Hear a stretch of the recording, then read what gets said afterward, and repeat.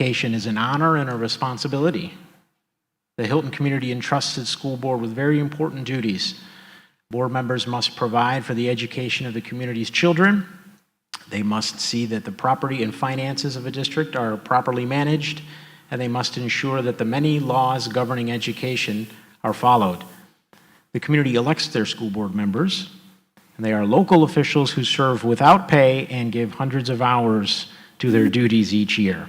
This year we have 6 candidates running for 2 seats, and we have them up here in front of us, all 6, in ballot order, left to right. We have Melissa Lovato, Mike Zalou, Christine Price, Linda Donovan, Kaylee Bennett, and Jack Palmieri. How about a round of applause for our folks for taking the time and for your commitment to run. Tonight's program will last about 90 minutes. Only the candidates attending this forum may speak. Each candidate will give an opening statement of up to 2 minutes in length.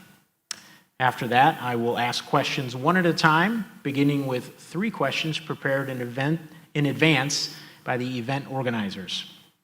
Audience members will be permitted to submit questions by writing the question down on a note card. I already have some up here. Completed cards will be delivered to me, and I'll look through them, and we will get as many as we can in tonight, given our time frame. Tonight's questions focus on 5 general categories: education and instruction, board administrative relations, board community relations, board oversight, budget policy and governance, and then budget and taxes. Each candidate will have the opportunity to answer each question, and a candidate may pass on a question if they so choose. I will direct the questions to the candidates in rotating order, so each person will have the opportunity to speak first. Answers, 2 minutes each for each candidate, and when there's 30 seconds left, they'll get a time notification. There's a little clock they can keep an eye on there, and if we get towards the end, I'll give a verbal notification when time is up. To reduce duplication, as moderator, I have the discretion to combine similar questions, and I'll rule out irrelevant, inappropriate, or abusive questions. As we come to the end of the meeting, there'll be a 2-minute closing statement from each candidate as well, and I'll give you a heads up on when that's coming. So, if we're ready to begin, we had a random draw to start, and we will start with Mike for an opening statement, and then we'll move down the line to the left, and I'll keep you all in line. Mike, you ready to go? All right, good deal. I think everybody good? can hear me. There you go. My name's Mike. I live on Mike Zalou. I live on Peck Road. I have a few family members and friends here, so I appreciate that. I've done my share of public speaking and mostly presentations, training seminars, things like that, and I'm never nervous. But this is a little different. I'm nervous. And the reason for that is I'm passionate about a lot of things, and some of my viewpoints or some of the things I say, not everybody's going to agree with. But one thing I think that you will see by the end of the night, that we all have a shared stake in what's important, which is the education of the students and the success after they're out of school and becoming good citizens. So I think we all have a shared stake in that, and I think that I can find some common ground with everybody in this district. A couple of things that I think we can focus on is, according to, so you look at the ratings school districts in the country, and then the state, and then this metro area. So we live in the Rochester, New York metro area, and it makes up Monroe County, some other counties, I believe. There's 35-ish or more districts, and Pittsford-Mendon ranks number 1. And what those metrics are is their graduation rates, number 1, and the other main metric they use is college preparedness. So I believe that's on a scale of 0 to 80 being the top. So if you look at Pittsford, both Pittsford districts, their graduation rate is 99%, and their college readiness is between 72 and 78, that metric number. So those are really good numbers. And then you go down to Hilton, and there's a lot of districts here, so we're pretty good at 17. We have a 92% graduation rate, which is pretty good. And our college readiness number is 33.2. So both of those are pretty good, and there's been a lot of accolades for Hilton, both in the state and nationally, and yet, oh, sorry about that. Did I go over by 21 seconds? All right, Christine. Good evening, everyone. Thank you for attending the Meet the Candidates night for this year's Hilton Board of Education election. I'm Christine Price. I've been part of the Hilton community for the past 10 years. When we moved 10 years ago, I specifically looked for houses in the Hilton School District because I wanted my kids to attend schools in this community. My husband and I have been married for 24 years, and we have 2 daughters. My oldest is a 2022 Hilton graduate who is now a college athlete and biochemistry major at SUNY Fredonia. My youngest daughter is a sophomore at the high school. She takes AP courses and accelerated classes and has just finished participating in the musical. Additionally, I am a graduate of Aquinas Institute. I graduated with honors with my bachelor's degree in English literature and a second bachelor's degree in Spanish literature. Additionally, I have a master's degree in education. I have been a high school English teacher at East High in the Rochester City School District for the past 23 years. I've taught all grades between 8 and 12 over the course of my career, and I currently teach 11th and 12th graders, some in bilingual classes. In addition to this work, I'm very active in my union, the Rochester Teachers Association. I sit on our executive council, and I am the senior high department chairperson. I am working on securing my third 2-year term in this role. This means I represent approximately 1,200 teachers who teach grades 9 through 12 in the district. I'm also a faculty representative in my building, and I am an elected delegate to NYSET, our state union, and AFT, our national union. Because I have a passion for education and I value service to our students, families, staff, and community, I am interested in running for one of the open school board positions this term. I believe that I have some unique insight into schools and school systems, having been in education for so many years. I know how valuable positive relationships are among all district shareholders and how these relationships can benefit academic achievement and collaboration. And I believe that public schools should be inclusive and value and celebrate all diversities and lived experiences of our student population. If elected, I promise I will represent our community with tireless advocacy, exceptional integrity, ethical leadership, and transparency. I hope you will consider casting your vote for me. Linda, your turn. Linda Donovan, thank you.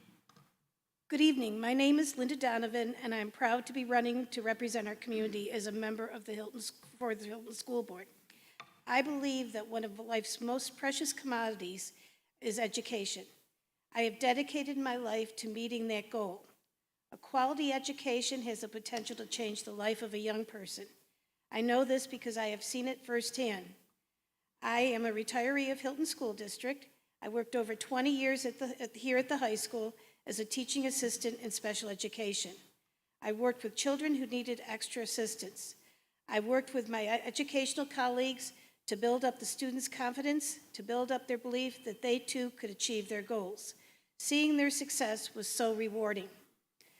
I believe that our public education system needs to put children's social, emotional, and educational needs at the forefront to ensure that each child entrusted to the educators at Hilton is able to meet their full potential.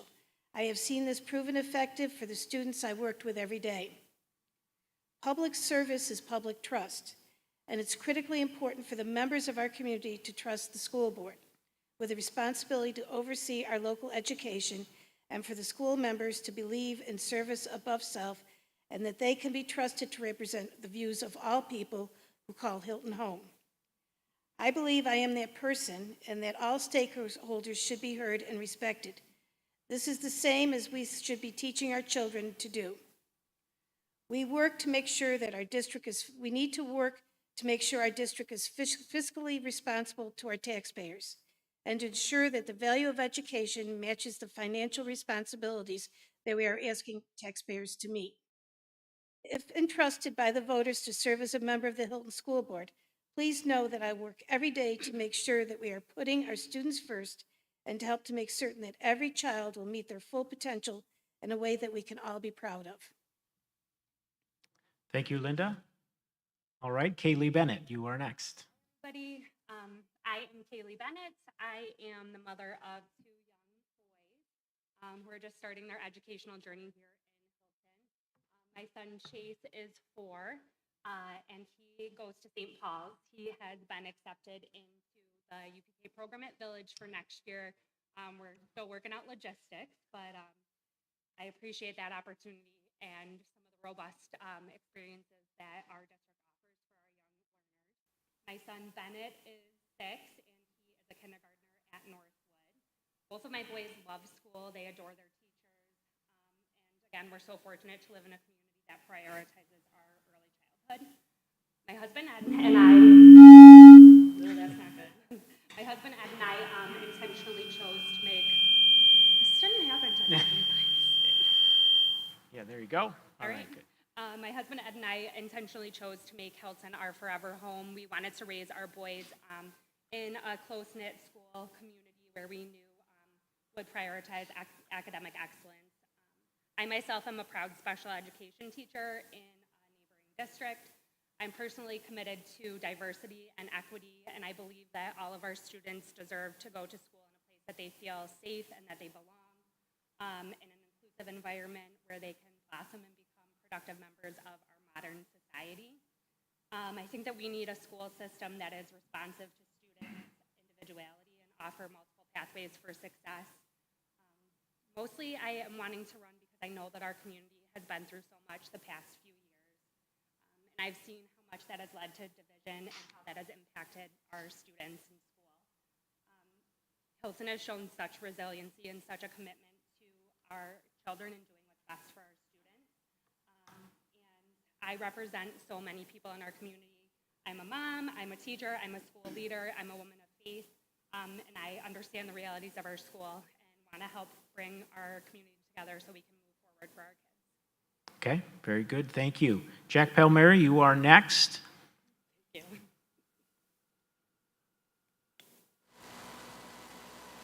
As we change out the mic and you're ready to go, Jack, if you are, you can go ahead. I'd like to thank the community, parents, staff members, students, and candidates. This many candidates, I have seen the board for the past few years. That's how much the community cares about the things that we are. Test. I'll start over. Can you start over?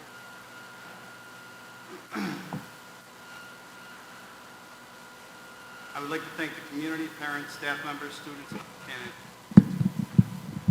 With this many candidates and the group, Jack, I'm going to come to you with mine. How about that? And then I can rotate my way along here. There you go. Test. Here we go. Third time's the charm. I would like to thank the community, parents, staff members, students, and other candidates for being here tonight.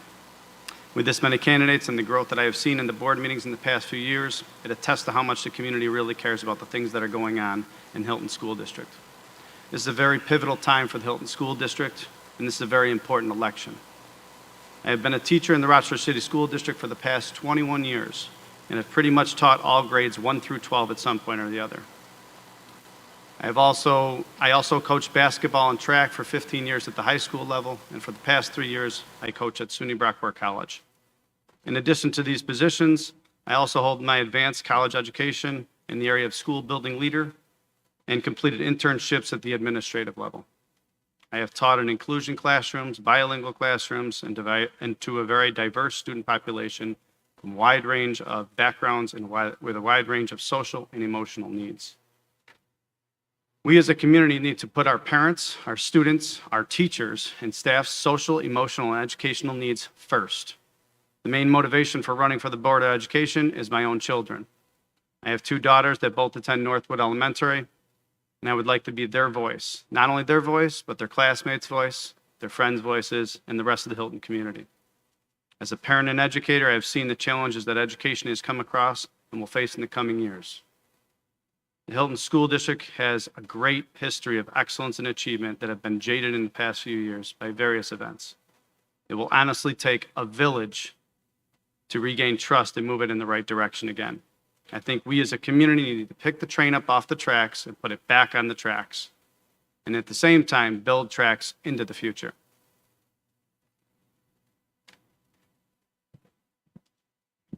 Oh, hang on to it. I'll bring it back to you. How about that? Deal? Melissa, you ready? Last of our opening comments from Melissa. Thank you.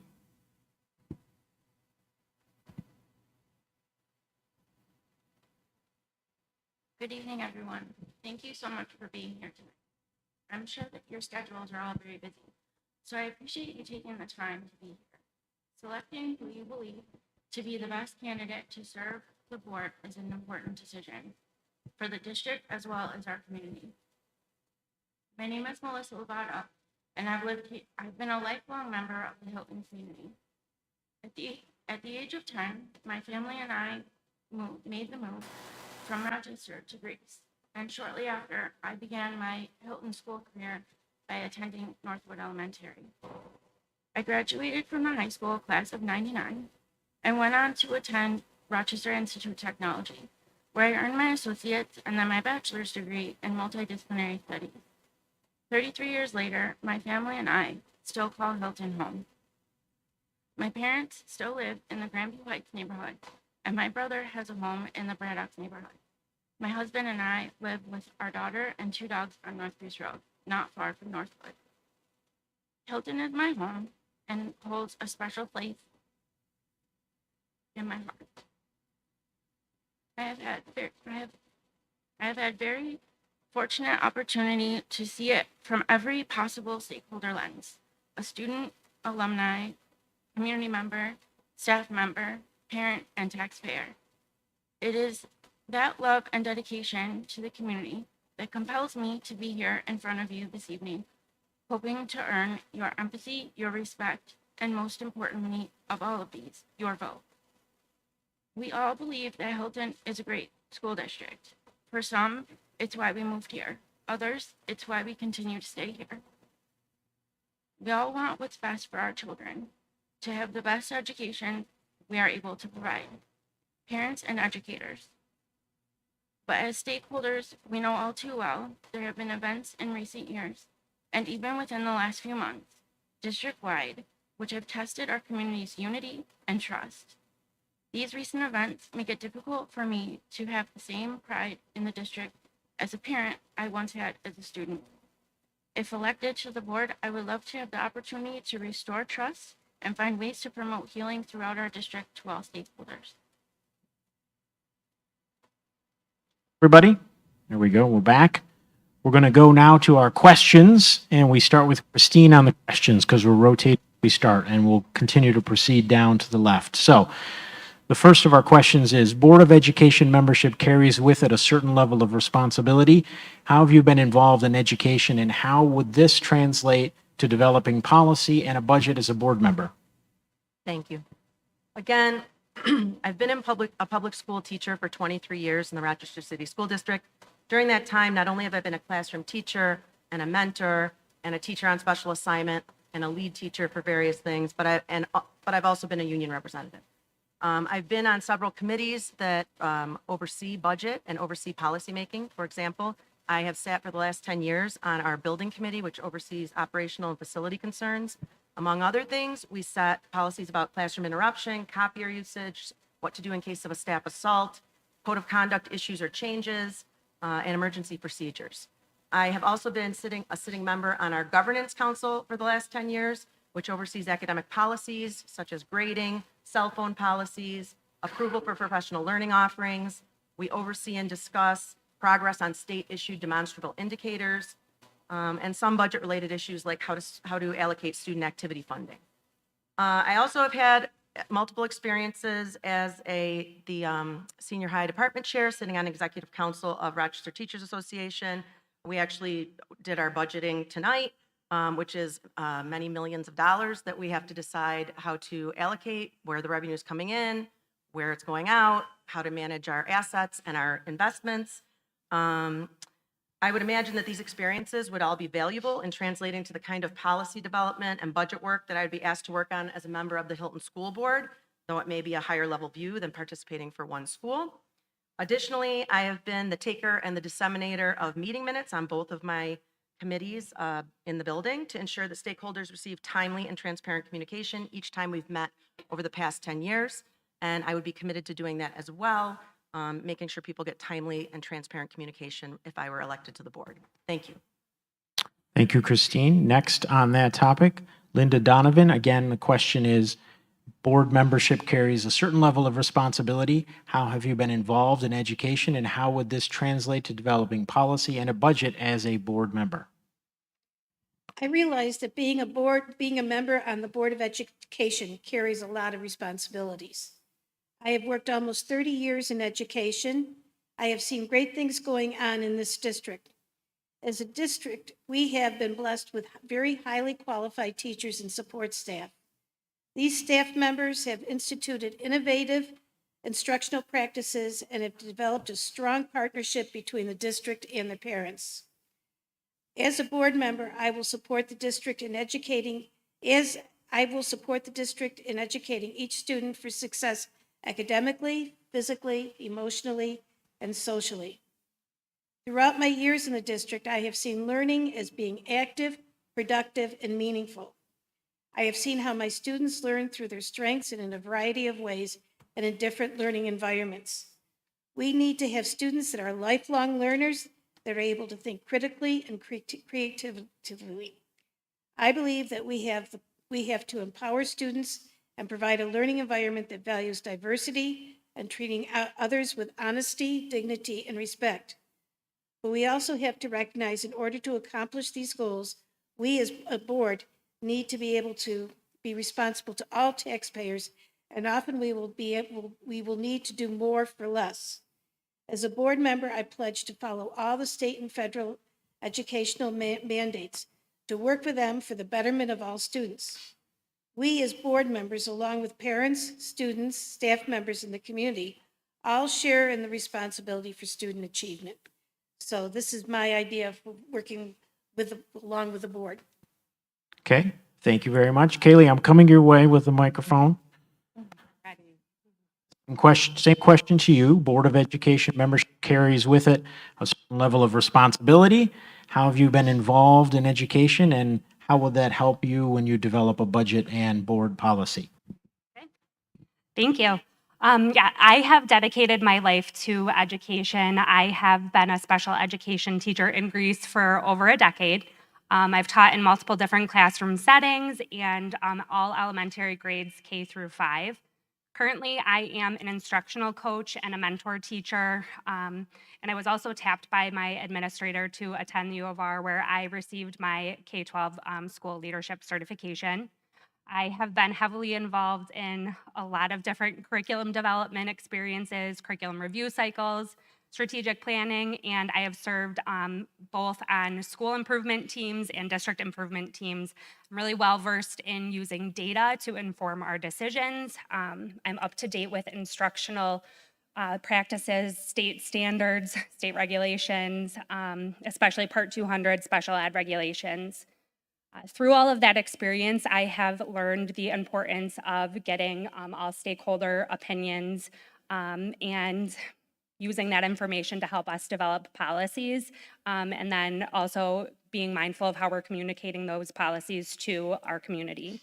I pride myself on being a listening leader, and believe that we need to collect all forms of data, not just formal surveys, but we need to be present and build relationships with all of the people involved in our schools in order to make informed decisions that are rooted in our realities. I really value clear and transparent communication and firm and consistent school policy and procedure. As far as budget goes, I really like the budget set out for the district next year. There's some exciting pieces to it, like the special ed teacher at the early childhood level. I feel like that's great.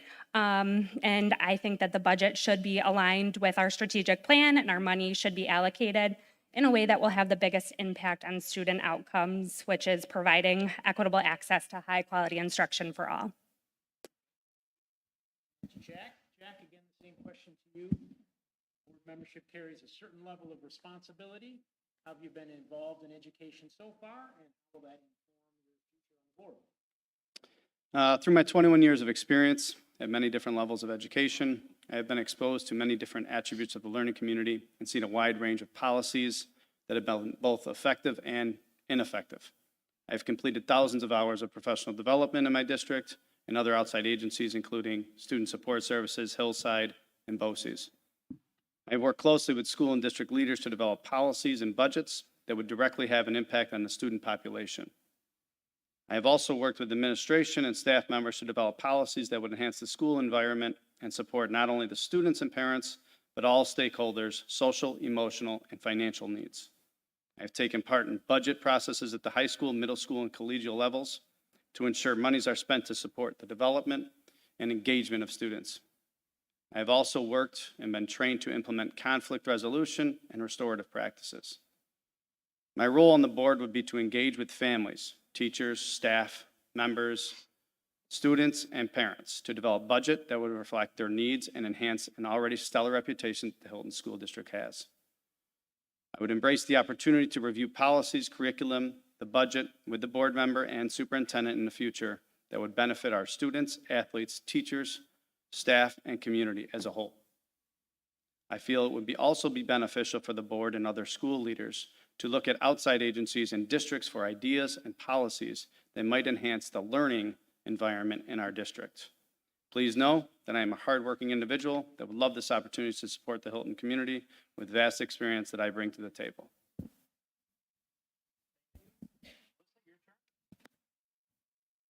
I have been working in the education system for nearly 10 years now.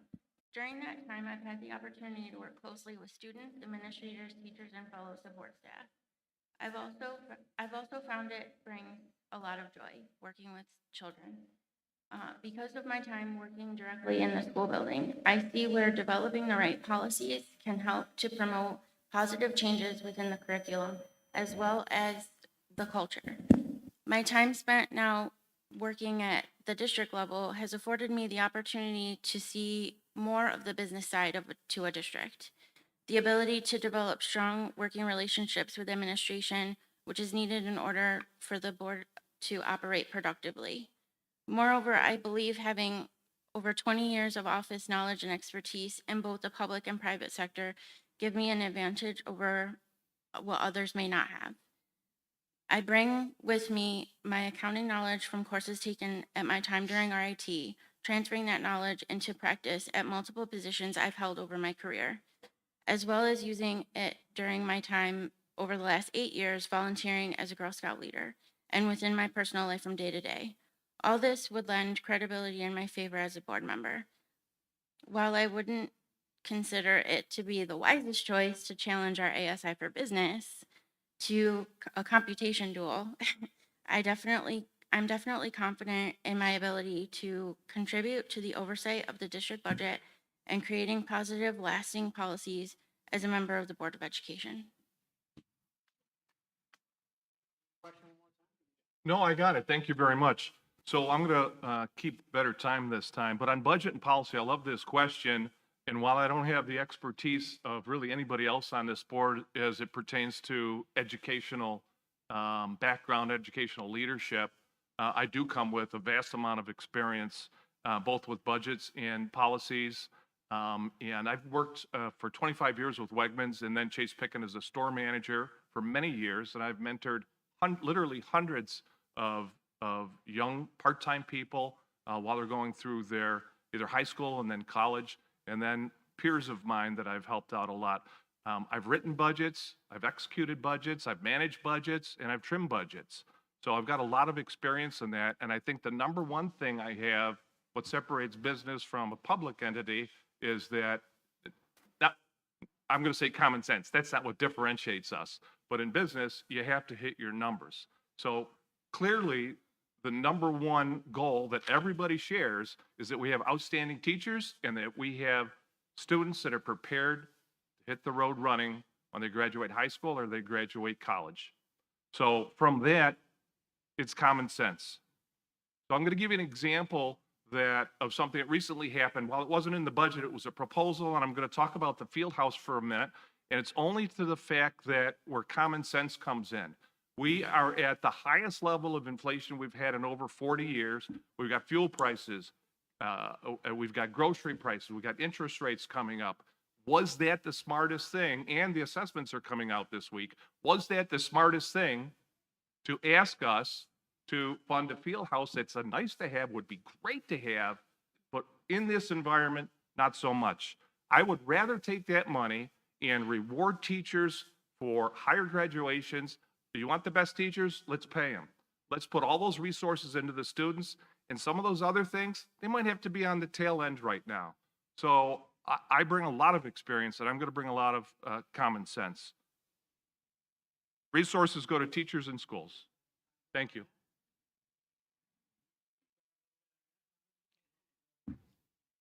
That's a good one. Is a good one? Oh, this is much better. Thank you. All right, we're moving on to our second question here. Start this, Linda. Your turn to start the second question. Good working relationships are important for the Board of Education and the school district. How do you see yourself working with fellow board members and the superintendent of schools? Linda? Good working relationships are important for the Board of Education. As a board member, I pledge to have an open mind and listen to ideas of other board members. I also pledge to be able to voice my personal values and opinions, but also realize I am only one of 7 on the board. I believe compromise is the key ingredient to a functioning Board of Education. Just as parents, we teach our children to show respect and kindness for others. We need to do the same with our fellow board members. I realize that we are at a time when there are many in our community that do not go along with the current practices. And to the community members, I also pledge to listen to you and to represent you to the fullest of my abilities. As I know, the Board of Education hires the superintendent. We have put trust in him to run the district. It is his responsibility to hire staff and to implement the programs we as a board promote.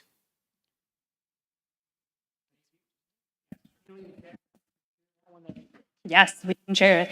All right.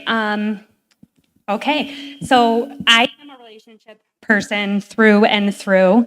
I think respect and loyalty are very important to me, as well as transparency. There's no room in our community for anything that is going to divide us anymore.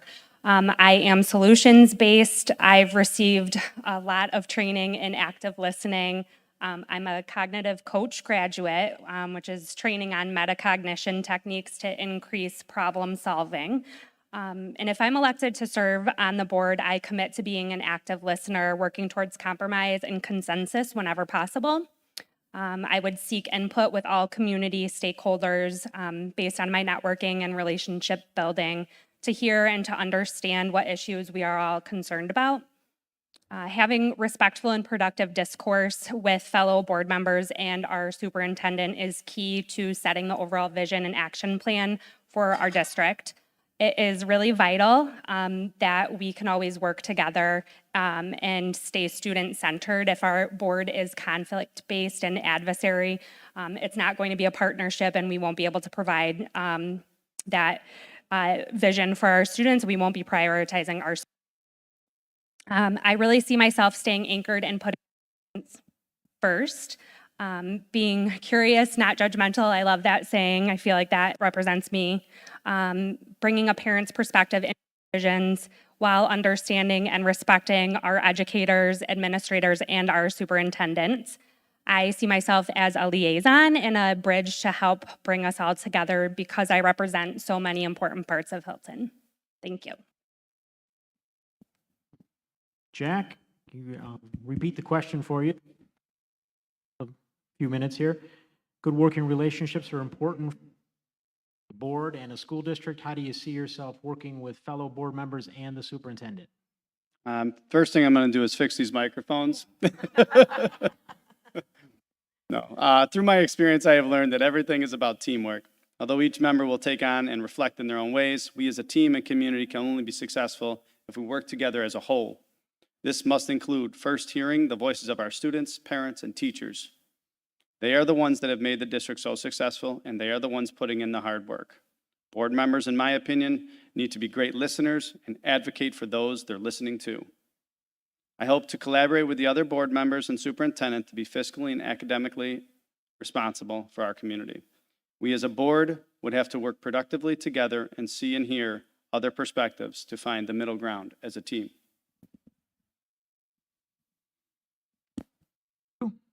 Melissa Lovato, it's your turn on this question. I'll bring your mic back to you.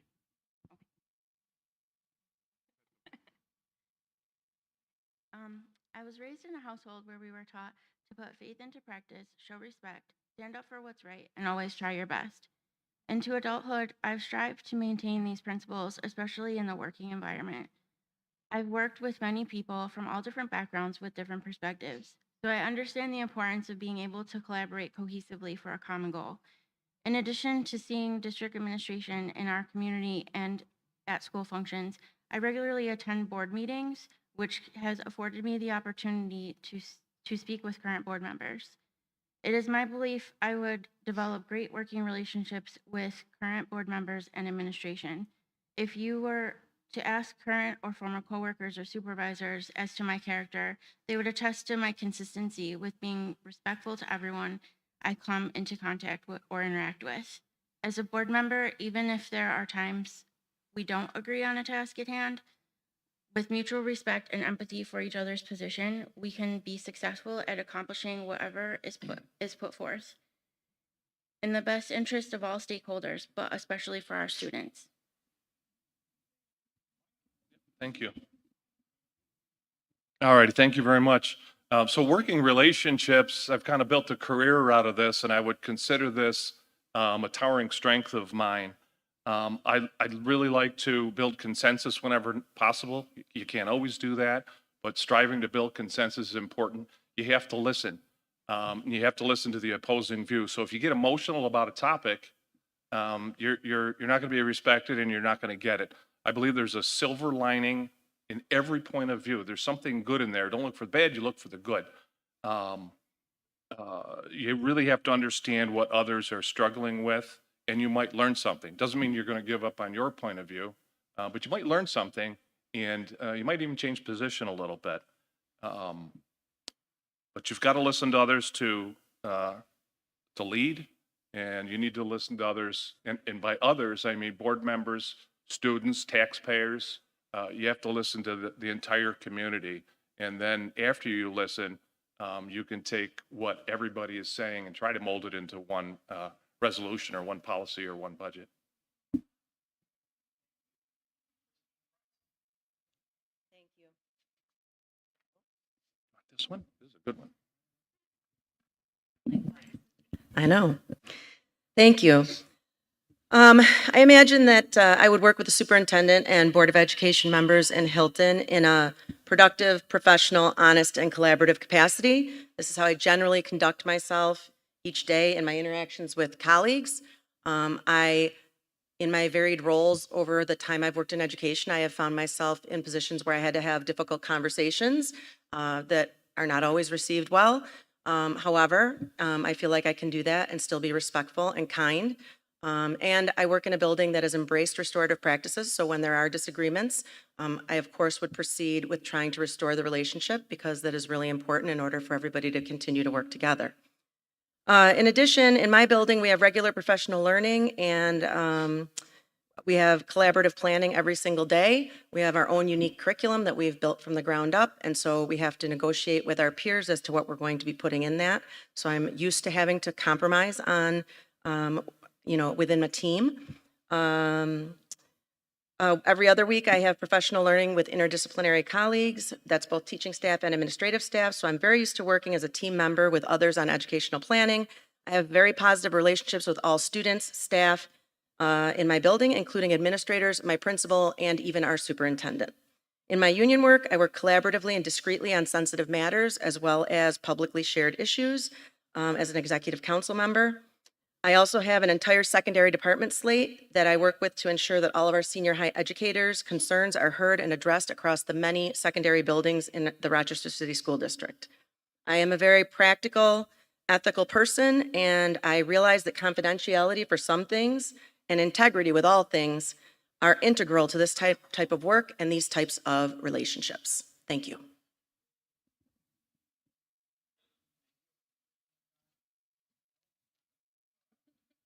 Back? This is priceless at this point. That's right. Well, we had a question about board cooperation. We can already see cooperation with good sharing practices there. So thank you all for that, and we'll continue that as we go along. So our next question with Kaylee Bennett. You are the first person on this question. This is, in recent years, the Hilton District has distinguished itself in many areas of academic excellence, earning state and national recognition. What role should the Board of Education play in encouraging and promoting these efforts? All right, wish me luck with this microphone. 92% graduation rate is pretty incredible, so clearly we are doing something right here in Hilton. I appreciate our district's instructional framework, which promises high-quality instruction for all that is differentiated based on our learners' individual needs. You guys, we use high-quality assessments to make data-driven instructional decisions, and I can attest to that. I've seen it in my son's kindergarten experience, and I am very, very happy with that. Our state test scores have suffered in the past few years alongside with every district in the United States, and due to the learning loss experienced during the pandemic. So it's our responsibility to turn the current data and turn it into our future by establishing some very specific action steps that are responsive to our students' needs and our instructional focus. The board should also be monitoring our progress on achieving those established goals. If our action steps aren't yielding the desired results, we need to be responsive to that and work together to shift focus. I think the Board of Education should also be one of the biggest supporters and advocates for our teachers, and advocate that they have the time and the resources that they need to be able to do their jobs. And I believe that the board needs to ensure more consistency across the district and offer multiple pathways for our students to reach success, be that higher education, trades, or the workforce. Times are changing, our students are different than they used to be, and we really need to be responsive to that. And finally, I really do think that the board should be the district's biggest cheerleaders, making sure that they're highlighting and being really proud of all of the hard work that goes on here at Hilton. Thank you.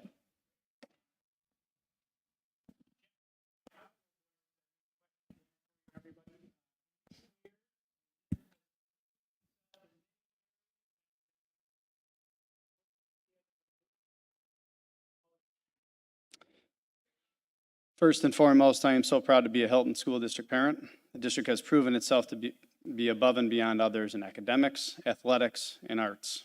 It's one of the reasons that my family chose to live in this district, because it's amazing. The students, parents, and teachers are the major reason for this happening, and you should be proud and celebrated.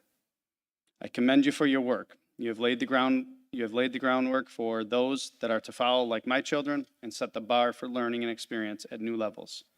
Again, we must celebrate our students first, parents, and teachers. They are the reason for this success. If elected, I would continue to attend and be a sideline cheerleader for the district events. I think that this is an integral part of the responsibility of a board member.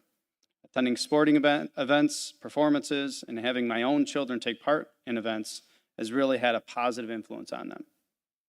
But there is always room to grow.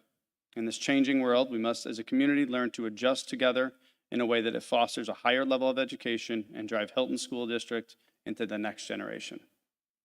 Society is going to see some different needs in the future, and we as a community need to adjust and open up other doors for our students to enter and be successful.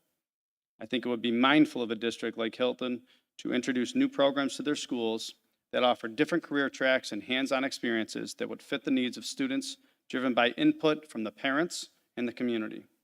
In order for these things to be successful, the board must hire, evaluate, address, and continue to support teachers and staff with proper resources. I think the district should reflect on the past and develop plans of action to take on the future before other issues arise. I think that establishing new plans and programs using input from the community is the way the Hilton Central School District can not only preserve their reputation, but also be a leader in the country and the state. I want you, the community, to hold myself or anyone else accountable if we are not continuing to make progress and evolve as a district in the right direction. Thank you, Jack. All right, delivering to you Alyssa?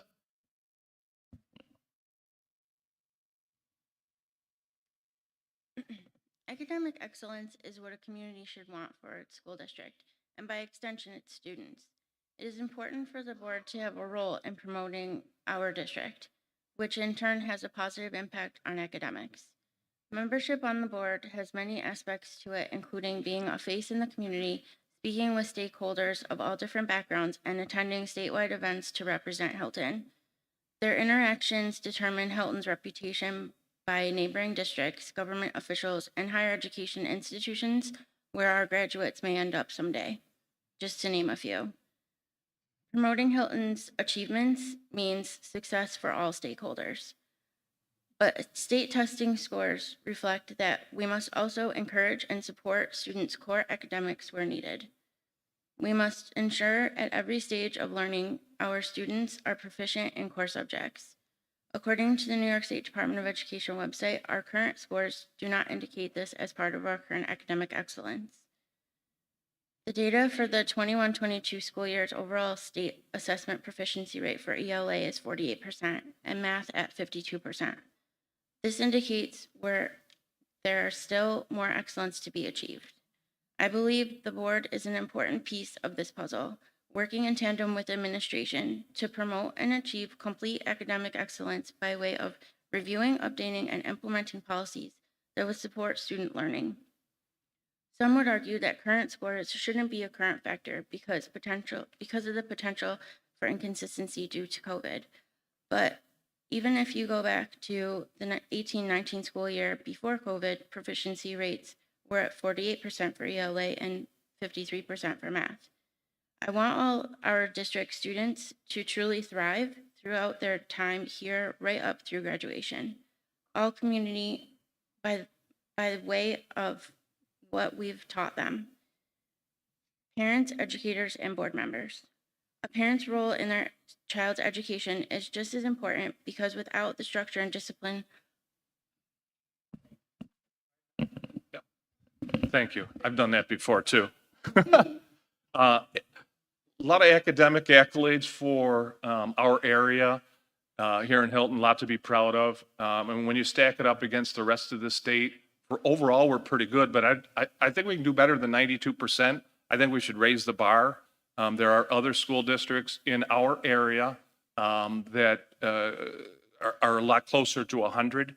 And I think, why not? Let's raise the bar. Let's do it. How are you going to do that? It's going to start with the budget and eliminate some of the things that aren't necessary so that we can hire the very best teachers we can and deliver the very best academic education possible, in particular math and science. And I also think that we could improve on special needs kids. I think that lacks. I gotta look at my time. I also think we need to encourage our students to be competitive because as these young folks, as they get older, this world is getting more and more competitive, not just in the US, but in other countries, many other countries. And I think we need to pour our time into doing that. We got to teach them to be competitive and ready to compete in the workplace or collegiately. Also, I think we need to teach and lead in being good citizens. And the reason I say good citizens is a good citizen, like good people, aren't racist. They don't care what color your skin is. They don't care if you're gay. They don't care if you're a transgender. They don't care what you are. And I don't think that we should put those categories in boxes. The best way to eliminate that type of stuff and spend that valuable lost time on education is to stop talking about it. My son is gay. That's not my gay son, that's my son. I have a friend who's black. That's not my black friend. That's Jim. And let's eliminate some of those boxes. We got to talk about it, but let's eliminate some of those boxes and focus on the kids.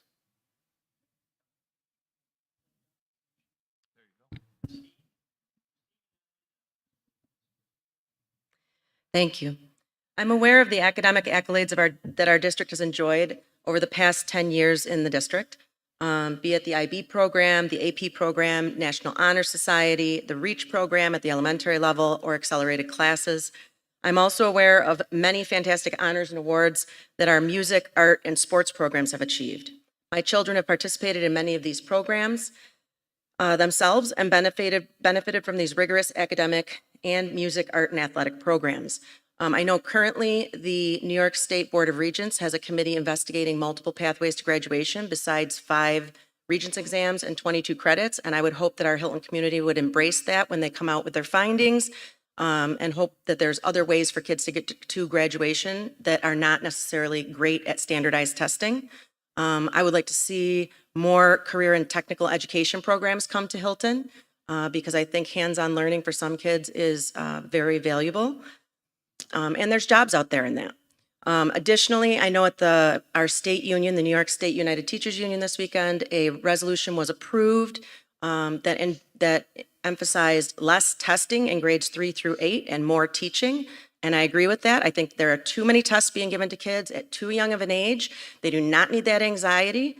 They do not need to be tested that frequently, and we don't even get the results in the same year. So as a teacher, you can't even implement anything in the same year that you have the kids tested. So I definitely am in favor of less testing. I think board members should not only acknowledge and promote these programs, but expand upon them to include other areas of excellence in the district that would honor even more of our Hilton scholars. I also believe that Board of Education members have a responsibility to attend various events like plays, musicals, graduation, art shows, competitions, chorus, and band concerts, and other events that would support our scholars, families, and staff members' efforts. Finally, I would really like to see the Board of Education bring more attention and appreciation to many of our wonderful staff members each year, maybe a Staff of the Month or some other kind of honor that would let the Hilton staff know how much we recognize and appreciate their efforts and talents in their work with our Hilton scholars. Thank you.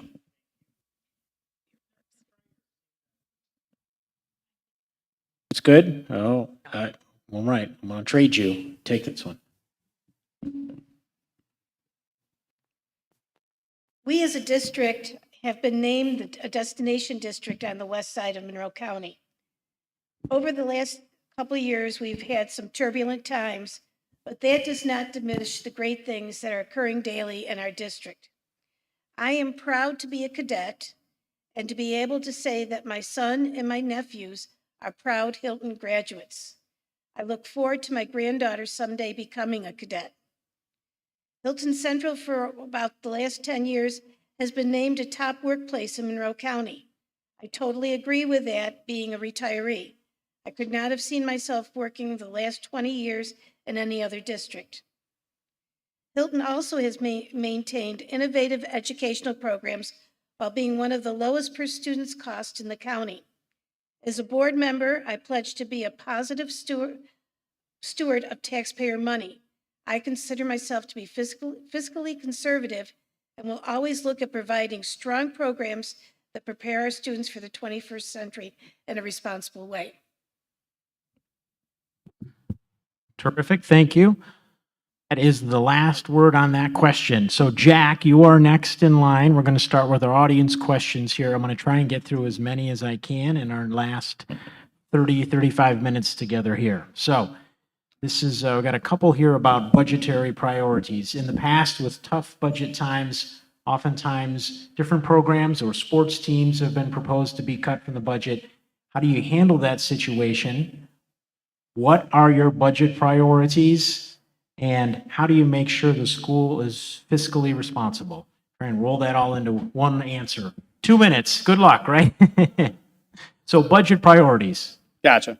Okay, so first and foremost, I think everybody here has agreed that the teachers are the most important as far as the stakeholders in the schools. So taking care of them, making sure they're happy, making sure new employees to the district are happy, and going out there and getting those new employees. That's going to be the hard part probably in the next 5 to 10 years, is finding the teachers to come to the district because there's not a lot of teachers out there. So I think that's first and foremost. Secondly, I think to stay academically and athletically, fiscally responsible, you must first ask the community what their needs are, ask the students what their needs are, and then go from there.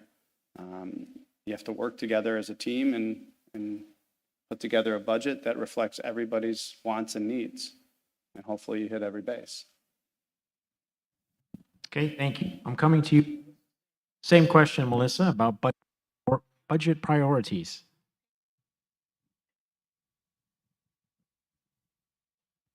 I would say that priorities for the budget, you would want to focus on the education elements first. Um, Kind of mirroring what Jack said, we want to make sure that we can provide the best education possible for our students. So that means making sure we have the right teachers for the job, making sure that we have safe buildings for them to be in. As much as I know all the students enjoy the sporting, and I enjoy going to watch my daughter and all the activities that she's involved in, the primary reason that they are here is for their education. So I would say the focus would have to be there. Thank you. Mike, Same question. same question for you about budget priorities. All right, budget priorities. Everybody talked about it, the student education, but when you get down to brass tacks and where you have to go, and if there's some cuts to be made, you really don't want to make them to the arts, and you don't want to make them to sports. So without having a budget in front of me, I'm not sure. But I can tell you, and I know that like buses, for example, to the field house, those were propositions. But as those things come up, and I know there's state guidelines and all those things, but I was here at a meeting and they're talking about school buses for $400,000. I don't know if we can push back on stuff like that, but I think they're good conversations to have. But you can't cut teachers, you can't cut the quality education. You might have to cut some other programs along the way, or presumably there's board meetings, and I think you say, ask you, what do we need to do? You're paying the bill. So I'd be a good listener on that topic, and I think I'd be able to point out some things that don't make sense, given whatever the environment is. But that's up to the teachers and the faculty and the taxpayers, in my mind. Okay, thank you. Christine, you are next on the topic, budget priorities. When there's tough budget times, how do you make those decisions? And I think it's that one. How do you make sure that the district stays fiscally responsible? I think you got it. There we go. We'll see. I think that in reality, I think we assume that there's much more choice that the board and the superintendent get to make regarding the budget. I think there are federal and state guidelines. Title I funds can only be used in certain ways. Grants can only be used in certain ways. I think there's a lot less wiggle room than we may all assume that the board and the superintendent have when doing the budget.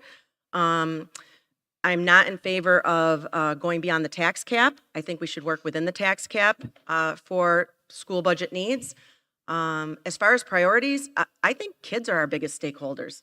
I mean, we can all talk about what we want from community members or parent perspectives or staff perspectives, but in the end, if the kids don't buy into the things that we put the money in, then it's money not well spent, right? And the kids are the ones who are in the school every day. The kids need to have a greater voice, especially our high school and middle school kids. They're not little kids. They are learning about budgeting. They are learning about all kinds of things. There's no reason they can't talk about what they value most at school and what they don't value at school, you know? And so I feel like kids could have more voice, and I feel like the things that we can have wiggle room on as to what we decide to spend our money on, those things we need to get input on. We need to get input, but not just input from the community and the parents, but input from all stakeholders, because everybody who's a part of this district has to live with the choices, right? And so I would be in favor of, you know, each year having some kind of poll that brings that information in so that the board could carefully consider what small amount of the funds that we can actually pick and choose to allocate to the things that are most important to the people that benefit in our community. Thank you. Thank you. Linda, you are next on this topic about budget priorities, and in tough times, how do you approach making those difficult decisions? Well, first, I was a president of the SRP union, and I do know that according to our contracts, along with the teacher's contract, that the district is tied to the contracts along with all the benefits that go along with it. So that doesn't provide a lot of wiggle room that way. I do know that in each building, the school district does ask the building principal to have a group to get together, and they determine their needs for each building. I think that would continue. And then as the budget is getting closer that we need to cut, go to each individual building and say, well, where can we cut 10%, or where can we cut a certain amount that needs to be cut? But what's important is to maintain as many academic programs as possible and to support the special education. And as you said, the Title I grants and all that stuff, it's all tied, so you can only use the money a certain way. So, and if there really needs to be cut, then everything needs to be cut equally, whether sports, arts. No one group deserves to have more than another group, because whether you're an athlete or whether you are involved in plays, your programs are just as important. Thank you. Last word on this subject goes to you, Kaylee. Yes, so I am going to piggyback what these two ladies said about not having as much wiggle room as people might think with some of our budget items. There's coding and regulations about what we can and can't spend funds on. Budgets are a necessary trust and accountability agent. And I really think that when we're making cuts, we need to think about what is going to have the least impact on our classrooms and on our students. I think that we do need to get stakeholder opinions. The budget does need to be aligned with specific goals and action plans outlined in a strategic plan. And I also think that we can't put all of our eggs in one basket.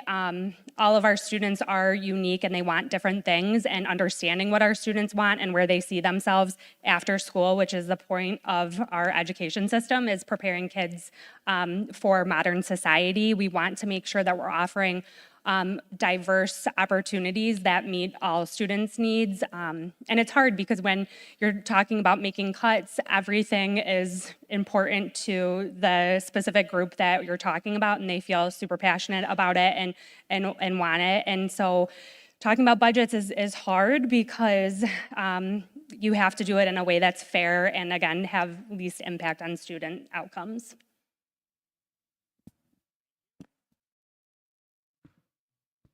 Borrow this microphone. Well, we're going to start, Melissa, we're going to start this next question with you. A high-profile topic that has come up in many districts and here. We're going to talk about some questions about library books. First of all, do you agree with the current policy and procedure about reviewing and potentially banning books from the library? And how do you decide or determine age appropriateness of materials in libraries? Go ahead. Give you the microphone. Yes, I keep forgetting that this is part of the process.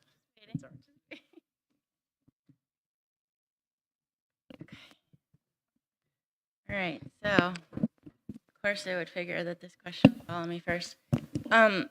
So I'm gonna be honest, I'm one of the parents in this district who has not been in favor of some of the books in the library. I've done a lot of research. I've stayed up a lot of nights until midnight and later, like just looking into these books and what's in them. And I don't like the word ban because I don't think that they should be in the library to begin with. And if you want to talk about ban, let's go back to talking about like Dr. Seuss a couple of years ago when there were books that were felt to some of his first books that he ever wrote that were viewed as based on the difference in the times that they were considered maybe racist or xenophobic or whatever. So instead of just removing them from a library, or the publisher just decided they weren't going to print them at all anymore. I mean, that's banning a book, right? What we're asking is for a public school that everybody sends their children to, of all different persuasions and all different opinions. Just please don't have them in the school because there are parents who don't agree. If you are one of the parents who says you're okay with it, then we have public libraries. You can go to a public library. It's free. Library cards are free. You can always access them that way. So it's not really a ban. You can buy them on Amazon. You can get them on Audible. There's many different ways of being able to access them that you're not completely restricted. But at least this way, the parents who don't agree and don't feel like their children are mature enough, especially at the age they are, I don't think they should be in the library. Okay, thank you. Time is up. Mike, for you, the same question. Let's hear your thoughts on library books. All right, thank you. I do not believe in banning books in the United States. And to your point, I thought you did a really nice job. There's age appropriate, and you have to ask a parent of a 12-year-old girl, would you want to hear this content? And to your point, you can get it in the library. It's up to the parents. I don't think that's up to the schools. I think it's up to the parents. So here's the deal. I asked my wife to get me the book, got it on Amazon. It came the next day. And I read the book, and a lot of it is really good information, a lot of it. But a lot of it is pornography. And one of the reasons I'm looking to be on this side is because throughout the country, throughout New York, even Pittsburgh, New York, I hear the parents on the other side complaining about this topic. Why don't I go, rather than just complain, I'm going to come over here and talk about it. So no, I do not believe in banning books. If your mom and your dad or your guardian feel like that's the way to go, that's the way to go. Goes back to my point about being a good citizen. Nobody cares. If you are gay, that's fine. Nobody cares. Let's focus on a good citizen, one community, the United States of America. Let's not put people in boxes. So, age appropriate. And my opening statement, I said, and on my signs too, it should be, well, there should be more transparency in the school and more school involvement. This is exactly what that means. If the schools, and I'm not saying they're not, I don't know anything, I'm an outsider, but if the schools were more transparent and then they in turn listened to the parents, maybe they would change their thought process on it.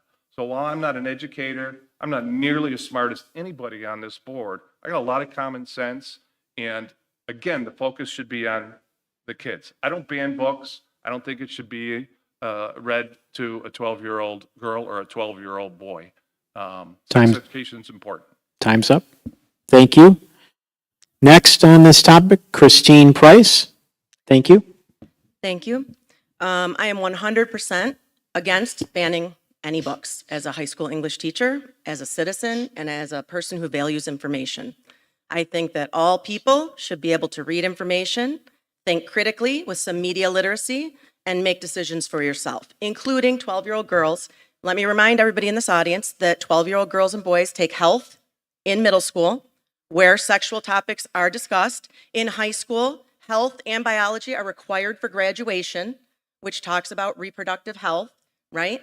So these are not topics that kids aren't talking about. And also, kids literally carry sex in their pocket. Whose kid doesn't have a cell phone in this day and age? They can look up all kinds of appropriate or very inappropriate information on their phone whenever they like. They have it at school all day. And to think that kids aren't doing that is just foolishness. I agree that people need to parent their children. If you don't want your kid reading a particular book, tell them. But this is a public school. A public school needs to have books that reflect the lives and the identities of all children in the literature. Who should decide what books are appropriate? Librarians. That's what they have their degree in. Or educators, because as an English teacher, I also have a degree in that area. So no, I do not think just random parent voices should be the ones deciding that for our schools. If you disagree with books in a public library, in a public school, send your kid to private school. Like, that's it. Public schools need to serve all children and all lived experiences equally. Because when we erase marginalized people, because we're banning books where marginalized people exist, we are erasing parts of people's history, and that is wrong. And it makes kids feel bad. And why would we want to send kids to school to let them feel bad about themselves? I just think it's wrong. Thank you. Christine, Linda Donovan, you are next. What an act to follow. You are next on the topic. Thank you. When we ban books, we are compromising children's education and development. Books can foster development physically, socially, and emotionally. Books can give children a glimpse of the world far beyond the ones that they actually live in every day. And when I talk about banning books, to have someone say, okay, this book is banned, but now the next book we're going to ban is the Bible, or we're going to ban, can't even think of the name. To kill, that's exactly because of the N-word in it. So we have to be very careful in where we start banning books. I do believe that parents have the rights and should be able to make a decision whether their child reads a certain book in an English class. I think as an English teacher, there's accommodations that can be made for those students. And I also believe that if it's going to be a sensitive subject, a child is going to be reading, that the parents should be notified that, okay, this book deals with rape or this book deals with whatever, and that it gives the parent the right to start the discussion at home, maybe read the book with a child at home, but it opens up all the communication. Thank you. Kaylee, you're next, and then Jack will have the last word in the subject. Okay, so I am going to kind of agree with the importance of the protection of the First Amendment and making sure that our students have access to the information that they need. Cell phones, kids can find anything that we want or don't want them to find, and I think the importance of school is that it's a safe place where kids can go to get information, and some of this information might not be appropriate for elementary school. I agree with that, but some of these issues are happening in our schools, and our schools need to be responsive to that and provide a safe avenue for our kids to get information, because if it's not from us, it's going to be somewhere else, and that's probably going to be a lot worse. I do think it's really important that everybody understands the difference between curriculum and like an instructional resource. Parents have the right to know what is being taught in our school setting.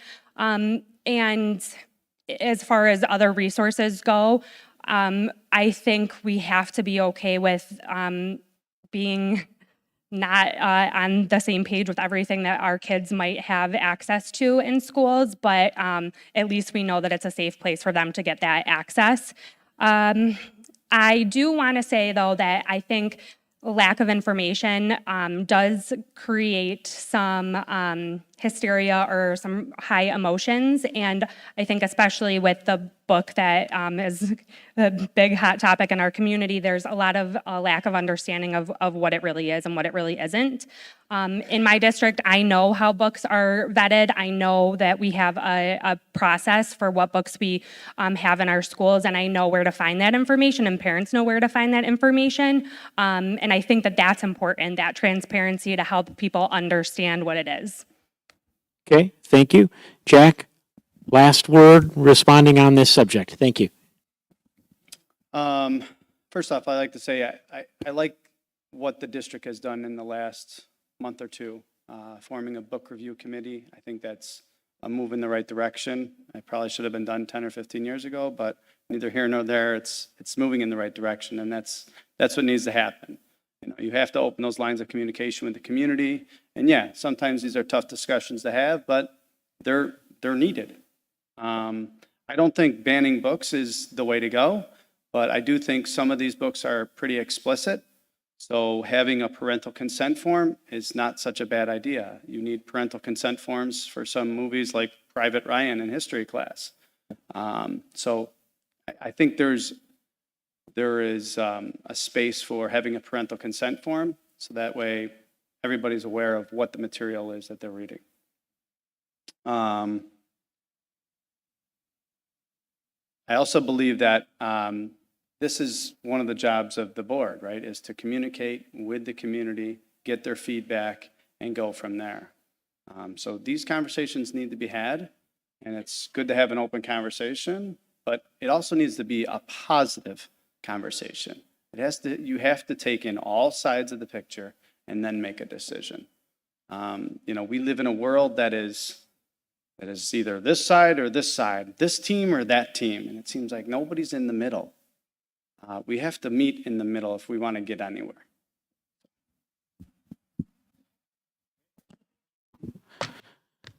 Mike, we start with you on this question. I'll keep it short and sweet, combining a couple questions here, but what do you see as the most urgent issue or need in the district right now? That's a really good question because I'm a little bit from the outside, so I don't know that specifically. But I can tell you from my view, I think it'd be important to raise our graduation rate from 92 and start working that up. There are 16 other schools in the Rochester area that are doing just that. And I also think that our college readiness, in particular in math and in the sciences, we are at about 32, and schools that are really excelling in that are in the 70s. And I'm not saying that's bad. I don't know if it's bad or it's good. I just know that let's not keep the bar where it is. Let's raise that bar. Thank you. Repeat.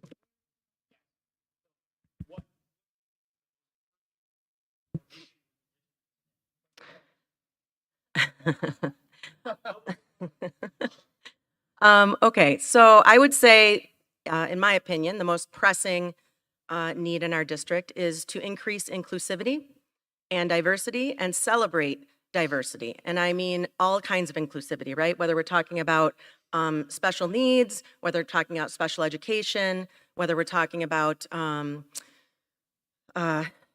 differences in sexual orientation, differences in race, differences in what we believe in. Like, we need to be able to increase diversity and inclusivity. I know that's one of the missions of our district on the district webpage. I think we could move along at a little quicker progress with it. I think some groups need to be seen more. I know, for example, that we have a GSA club, which stands for Gay Straight Alliance, but I don't see much being done with that group. I don't see, when it's National LGBTQ Awareness Week, I don't see anything being celebrated like visibly in the schools.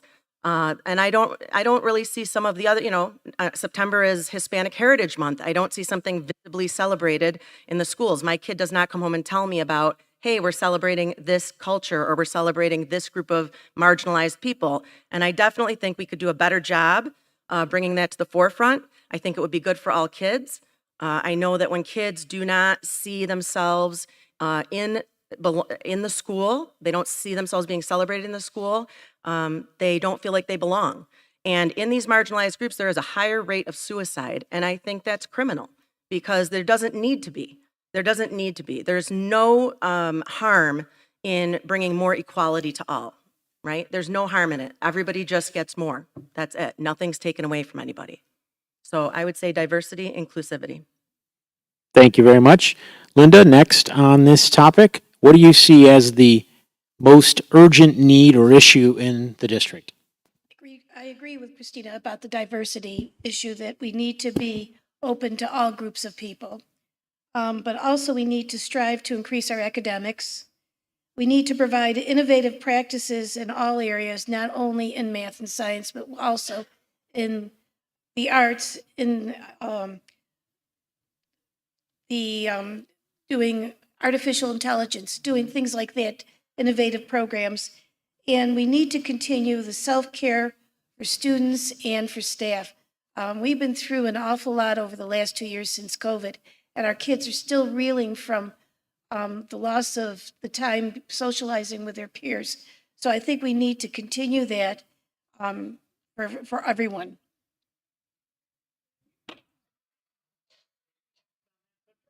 Yes. Okay, so I am going to put my mom cap on right now.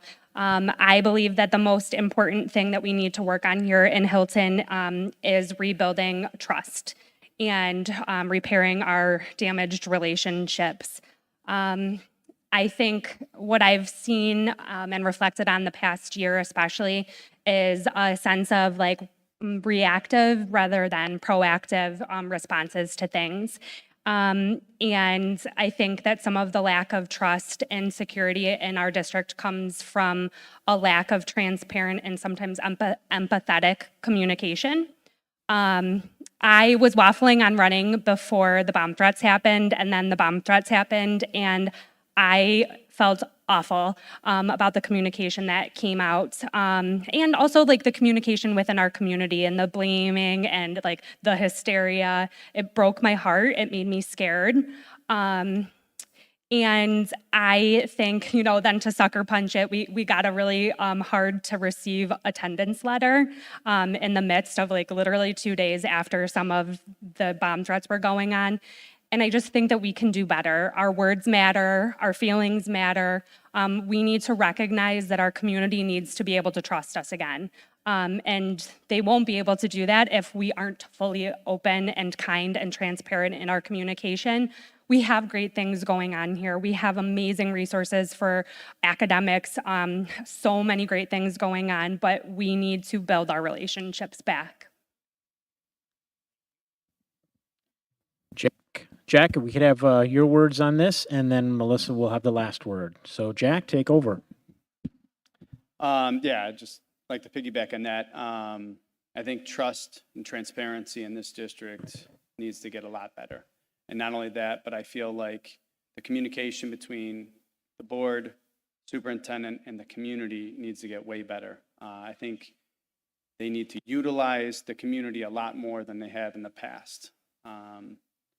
During those bomb scares, things were unorganized, it seemed.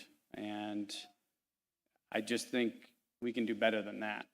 And I think having progressive plans in place and using the community, like at the last meeting, if anybody was there was a guy that spoke and he talked about how he has a church available if there's a bomb scare. Hey, move the kids down here. We can feed them, we can take care of them, we can keep them here. And, that gets some of the kids out of the way.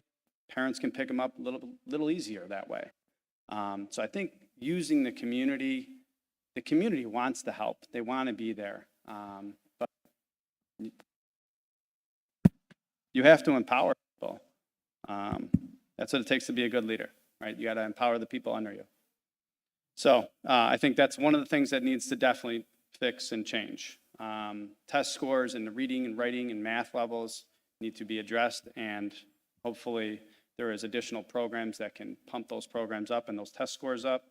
Like I've said before, introducing new clubs or programs that talk about hands-on experience or work experience, get these kids working. Not every kid is going to go to college. That is guaranteed. Okay, and in the next 10 to 15 years, this whole world is going to need more kids that can change a tire or change an oil filter or be a hands-on worker or construction worker or whatever. We need to address that. And I think we need to celebrate our students and teachers more. We have unbelievable teachers and kids in this district, and they need to be celebrated. Every once in a while. Time is up, coincidentally, so. Sorry. So thank you. Melissa, last word on that subject. What do you see as the main issue that is critical in this district? So what I think the main issue that should be critical in this district is definitely our focus on academics. In reality, I think what our focus is this district needs an immense amount of healing. There's just division. Ever since COVID started, it's push people away because we don't want people getting sick. Then it's push parents away. We don't want to have, interactions with parents. It's just like everything is just very divided right now. Everybody's opinions on whether we should or shouldn't include, whatever the topic is at hand is. We're all part of the same community, and yet, you wouldn't be able to know from the conversations that are had on social media and just out in the public. Like I said, I go to board meetings every week. I see parents speak at public comment and address their concerns to administration, and you get this cookie cutter response that really, there's no meat to it. Like you're not really answering my question. So it's just, parents want to be involved in their kids' education. They want to be involved in their community. If the people who lived here didn't want to be involved, they wouldn't live here. They wouldn't participate in, in their children being a part of this school district. If they wanted to go to private school, they would pay to send their kids to private school. Some people can't afford to pay to send their kids to private school. They don't have a choice. Their kids have to go to school here. So schools should be representative for those people too, not just the people that we're saying are being marginalized. Because in that process, while you're looking to not marginalize those people that you're saying are marginalized, you're marginalizing other people too. If the emphasis is to not marginalize anybody, then let's do that.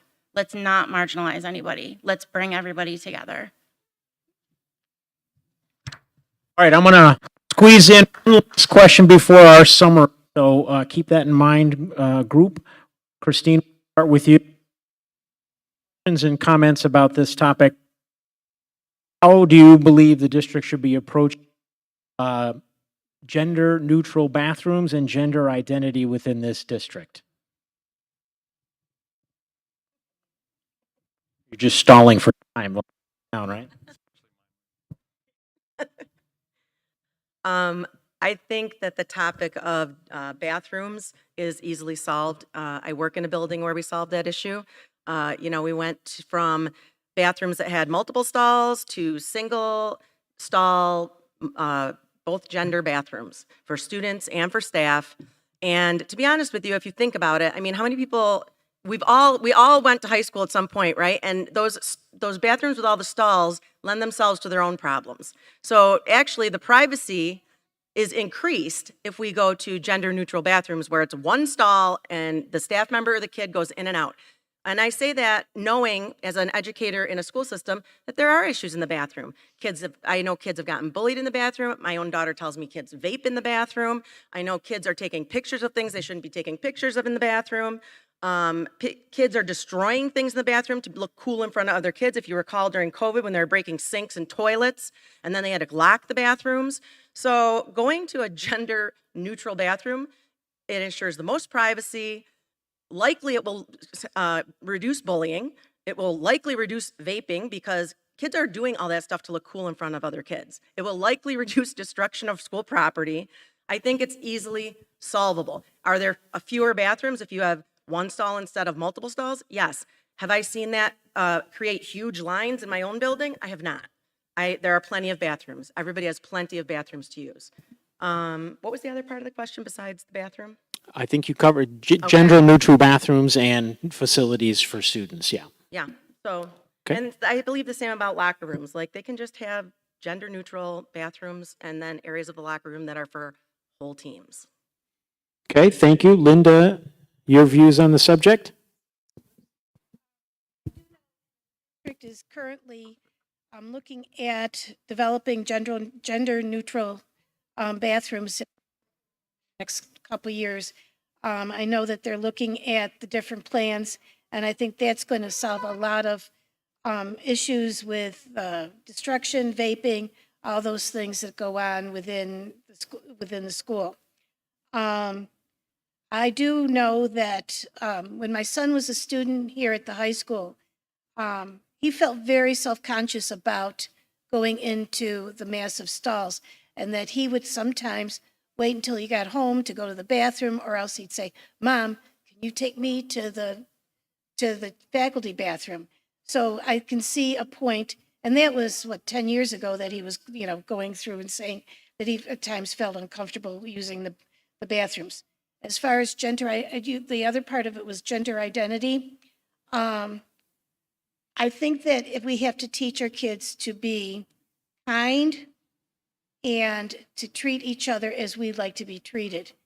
And I think that starts at a very young age, that if we teach kindness, a lot of the gender identity and the bullying that's going on now can be alleviated. Linda, thank you. Kaylee, on that topic? Rooms, nobody likes to use the high school bathroom. It's terrible, gives me PTSD. So I think the district is working on that. And I also think it's important to note that it is now a state regulation, and so it might not even matter what some of our beliefs are or aren't about that. We have to follow regulations, but I think that having individual stalls is just going to be better for everybody. I can totally relate to not feeling comfortable using the bathroom, waiting to go. I think offering a safe place to do what you have to do is important, and I think it will kind of take care of a lot of like the bad stuff that happens in the bathroom, because kids, when they're together, they try to act cool and do things. I think that we're already addressing that issue, and I think we're handling it nicely, so I don't think it is much of a topic anymore. And again, I agree. I think that we just need to teach our kids acceptance and kindness, and that's the bottom line. Thank you. Jack Palmieri, your thoughts on this topic? Yeah, I think the district is moving in the right direction, with help from the community as well. Creating those gender-neutral bathrooms is just what should be done. It should have been done probably 5 years ago, but again, neither here nor there, but we're moving in the right direction, and that's good. I think the bigger issue is safety and security. I don't know if that's one of your questions coming up, but I think that's probably a bigger issue than bathrooms. I've always walked into a building. I teach in the city, so for the last 20 however many years, I walk into a building and it's like walking into an airport. Okay, there's metal detectors everywhere, everybody's bags scanned. And yeah, we have our issues, but they're not scary issues like you see on TV. And I think that's a major problem. And I remember coaching in the suburbs, coaching, and I would bring my city kids to a suburban school, like, I don't know, a school in Greece or wherever, and we walk in the front door and nobody checks us, nobody looks at us, and we're looking for adults. I think that's a bigger concern of mine, is security of these buildings. So. Thank you, Jack. Melissa, topic, your thoughts, please? So I guess my perspective with regard to the bathrooms is just pertaining to student safety, but more specifically girls in the bathroom and their safety. I don't want our district, with all of these, mandates, laws, like whatever's coming down from the government, that the school district is required to mandate. I don't want to see our district become the next Loudoun County district that had changed their policies and allowed for, I don't know that they necessarily changed their bathrooms, but they allowed to have transgender students going into the girls' bathrooms, and female students were assaulted because there was someone in the bathroom of a different sex. I mean, it's just factual. So that's my biggest concern, is just the female students that are in this district, and making sure that they're safe and that they feel safe and they feel comfortable being in the bathroom or the locker rooms and having to change. I mean, you have even college students that are coming out, speaking out now, because they were forced to share a locker room with other transgender athletes, and they weren't given a choice. They weren't told ahead of time. It was just, this is what it is, and you have to live with it. And now they're suffering from their own mental anguish of having to be put in a situation that they weren't comfortable with. So I don't want to see that for any of our students, not just, not just our female students, but all of our students. I don't want to see students in mental anguish, but I also don't want to create that in students where it wouldn't be there if we would just come up with, if the gender neutral bathroom is the solution, then I'm okay with that. Time's up. Thank you. Mike, you get the last word on this subject, please. All right. I think I agree with everybody here that a gender neutral bathroom is the answer. Now, I don't know about transforming all of the bathrooms in all 5 schools. That's going to cost a lot of money, and that's if that's the way we went, that would take time. But in the meantime, you can have one bathroom that's a gender neutral, and that pretty much solves the problem. I don't know if I want to talk about locker rooms and all that type of stuff, but the girls' room needs to be the girls' room. And if someone is a transgender, very, very accepting, you've got a locker room or you've got a gender neutral bathroom. And I know that wasn't the question, but biological males don't belong in the girls' room. So. Okay, thank you, Mike. Thank you, everybody. This time, we're going to go to our closing statements. So take a deep breath, everybody. Linda, we're going to start with you when you're ready. Each candidate will get 2 minutes to make a closing statement. We'll keep the time on you, and then we're going to hear in the same order that we went out. And before we start with that, I just wanted another reminder that the vote is coming up on May 16th. 2 candidates need to be chosen when you vote, and the school budget is up for vote as well. So that is Tuesday, May 16th. All right, Linda, are you ready to go? I'm all set. Closing comments, please. Thank you. I would like to thank each of you for allowing me to let you know more about myself and my plans for my future as a member on the Hilton School Board. I promise to bring strong partnership between all stakeholders. I will be working for all, sharing our values, supporting all no matter what. Decisions cannot be made in a vacuum. We need to work together. I believe as a school board, we need to have transparency. I have a passion to serve our district with integrity, common sense, open-mindedness, and a commitment and a voice of reason. We have seen that strong schools build strong communities in both good and bad times. I am ready, willing, and able to serve. I will always remember that I am running for the board not to pursue my own goals, but serve for the betterment of our district. As a district, I know we can do better. We must always strive to do better, but most importantly, our district should always be the best. We need to maintain that our schools are where parents, teachers, support staff, taxpayers come together to ensure that every child has a right to learn in a supportive and dignified environment. I will never forget that all my decisions will be about our children and their futures. Thank you, and I would appreciate your vote on May 16th. Thank you. Thank you, Linda.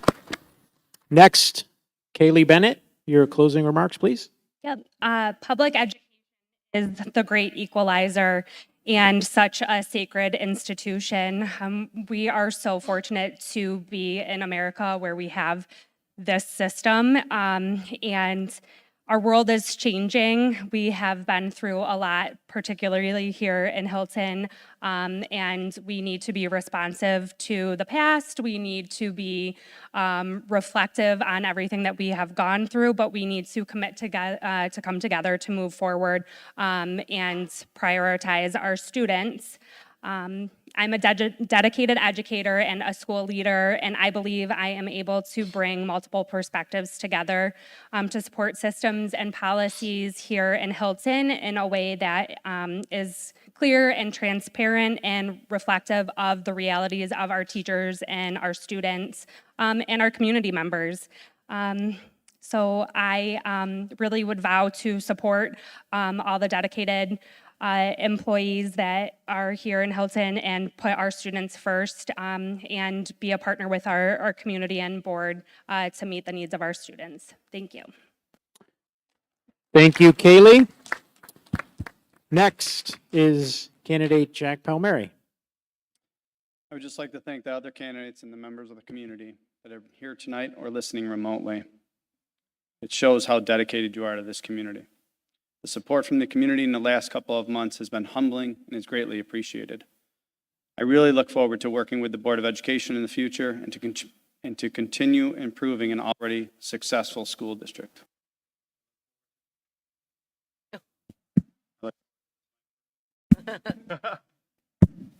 I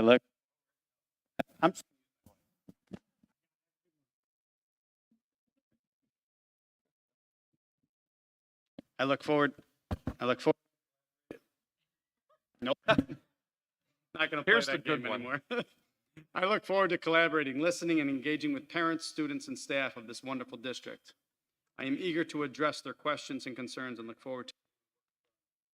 Hilton is a thriving district that should be celebrated at all times. The students are our core of this district, and they should be heard and commended daily. I stand before you because I want to be a role model for not only my kids, but for all the young people out there. I think this district is headed in the right direction and will reach new heights in the coming years if it develops better lines with parents, students, teachers, and the staff of this district. I thank you for your time and would appreciate your vote on May 16th. Our children. Thank you, Jack. Melissa, you're up. 2 minutes, please. Again, I just want to say thank you for being here tonight. In just a couple of weeks, you will be deciding of the 6 of us who you'll be casting your vote for and determining which of the 2 of us will be the next elected board members. I hope, based on what you've heard from each of us this evening, it has made your decision a more clear and confident one. If you choose to elect me, you know you are electing someone who believes in our students, supports our parents, and appreciates our educators, administrators, and taxpayers. I believe in accountability, transparency, and healing for the district. I pray we can get back to being a more cohesive and united community before any of these issues cause division and distrust. Some of you may even be saying, I didn't realize there were any issues. As I stated in my opening, our district and our community have been through a lot. Some things have affected a certain section of our community population and others haven't. What you need from the board is someone who truly wants what is best for all stakeholders, but most importantly for our students, our children. We need to be able to say we have done right by them. They are the future of our community. So ask yourself, which of these candidates do I believe will do right by my child or children? Because ultimately, that is what moved me to be here tonight in front of you. I've spoken with so many parents who are upset by what's been going on in our district. From what's being discussed and read as a school and read as a class at the direction of teachers, forced masking and school closures due to COVID, inappropriate admin behavior with our youngest and most vulnerable children, sexually explicit and inappropriate books throughout our district libraries, and boys having access to private girls' spaces like bathrooms and libraries. The list of concerns runs the gamut. Time is up. Thank you. Good job. Thank you, Melissa. Mike Zulu? Thank you very much. I just want to restate something that I am not for book banning, and I see some people shaking their heads at me. I am not for book banning. I am for age appropriate. And if you ban a book, that means it's not available anymore. We're not a communist country. To Christine's point, you can get it on there. My understanding is this book in question has been signed out twice. So what's the big deal of us having it? And did you all approve that? So I just want to let you know I'm not for banning a book. I am very much for our Constitution. Also, on that topic, there's 7 guidance counselors in our district. I think that's right. 7. So that's pretty good. 5 schools, 7 guidance counselors. There's lots of opportunity. I think we have to promote those counselors to be more available, more in tune, more dialed in to where someone needs help. So I'm going to go back to where I've got just a minute to go. I'm looking forward to donating my time to a cause that I think is very, very important. I think that the resources we have and whatever wiggle room there is, I think that wiggle room should favor the teachers and the students, clearly. And I also believe that we should, this is where you're probably not going to like it. I actually believe we should stop putting people in boxes. You go on the internet and it's all you see is this guy doesn't like gay people, he's a racist. This person doesn't like black people, he's a racist. This person on the internet is getting beat up by a black guy. This craziness. We might not be able to change where we are, but we can change the students that we have to be good citizens. And like I said before, good citizens don't care. Nobody cares. If you're gay, cares if you're transgender. Nobody really cares. I know there's issues out there, but let's raise good citizens, quit putting people in boxes, and raise students that can compete in the world they're going to. Mike, if you could share this down, we've got one more closing statement. That's all right. No, that's okay. Christine, the floor is yours. Thank you. I also want to thank everybody who came to participate and hear from each of the 6 of us this evening, either in person, if you're watching this later online. Citizenship is also very important to me. I've been teaching a unit recently with my 11th grade students where we've been talking about how important it is to be active in your community, how you can use your voice and your agency to create change.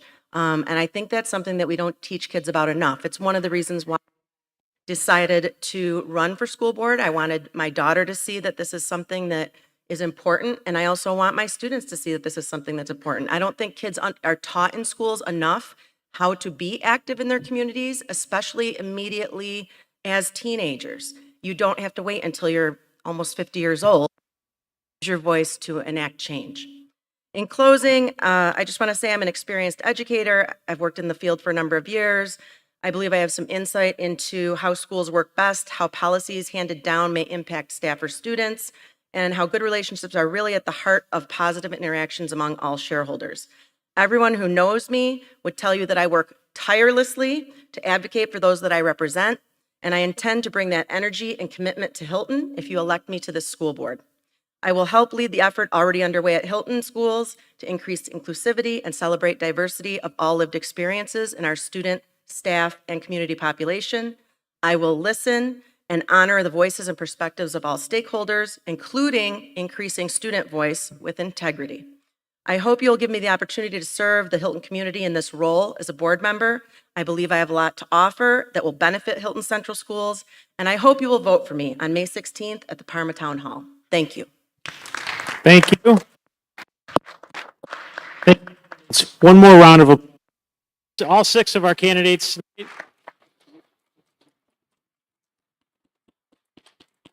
Thank you to all of you for your patience. We are definitely have run past our time. We're running up to close to my bedtime and probably your bedtime, little ones. So I'll be quick in my last announcements. It must be my bedtime. May 16th is the vote. I want to thank Superintendent Dr. Casey Kosorek, Assistant Superintendent and District Clerk Tracy Zebital for setting up the event. My timer helper, the great Grace Sism here with our Communications Director. And again, thank you for all coming out. This is the kind of important local governance that we need, and we need you to participate and do that by voting on the 16th. So thank you, everybody.